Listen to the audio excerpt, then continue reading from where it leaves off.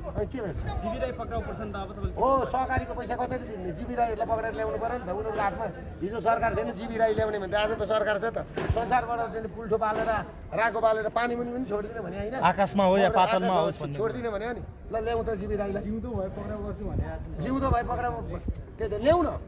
जीवी राई बोकेर ल्याएर सरकारीको पैसा त अर्काको खातामा राखेको पैसाले अनि सरकारी पैसाले तिर्ने होइन होला नि त सरकारी पैसाले तिर्नुपर्छ भने गरिबको ऋण मिना गरौँ न जसको घर जाँदैछ लघुवित्त पीडित सहकारी पीडित मेरो भनाइ के हो नि त जीवी राई जिउँदै नआउनु अनि पैसा जति लुटेर जम्मै नेताले खाने होइन अनि त्यहाँबाट ब्याङ्कको पैसा निकालेर राष्ट्रको पैसा ढिकुटीबाट चाहिँ नि गर्दै अनि त्यहाँबाट चाहिँ नि त्यो दाउद इब्राहिमको 1 खरब जति रुपियाँ छ राष्ट्र ब्याङ्कमा त्यो दाउद इब्राहिमको भनेको जमिन शाहको नामको पैसा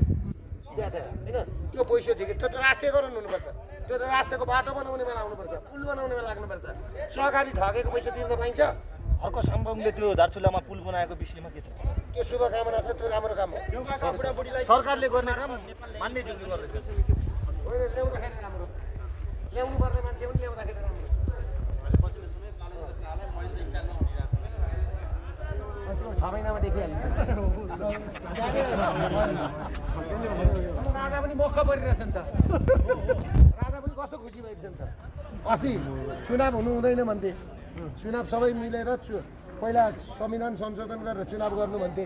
अब अस्ति अहिले बालन शाहले ल्याइदिन्छ भनेर चाहिँ राम्रै बालन राम्रो युवाले देश चलाउँदैछन् भनेर भन्दैछन् अब राजालाई पनि लगेर छ्याप्प गद्दीमा राखिदिने राजा पनि मक्ख छ राजाले बोली फेरेको भन्ने कुरा हो दाइ तपाईको राजाले पनि बोली फेर्नु हो भन्ने कुरा हो राजाको बोली फेरिदैन नि फेर्नु हुँदैन क्या राजा भनेको त्यस्तै चिज तर त्यसरी बोल्नु भयो राजाले पछि बस्ती मात्रै हो राजा भनेको नि राजा भनेको त्यसरी बोल्नु हुँदैन